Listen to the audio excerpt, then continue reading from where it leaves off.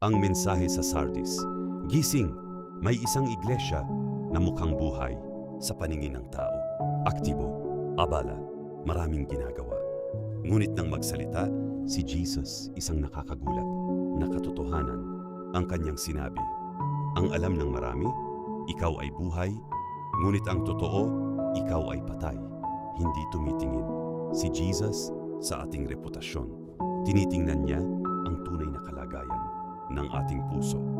Kaya't nanawagan siya, gumising ka, palakasin mo, ang nalalabi pa sa iyo.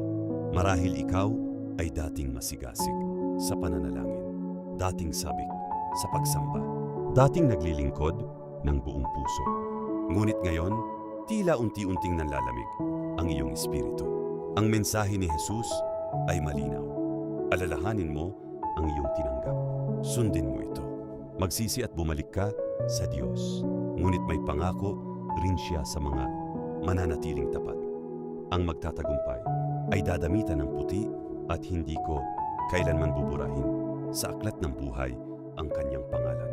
Kaibigan, ito ang panahon upang magising. Hindi sapat na mukhang buhay.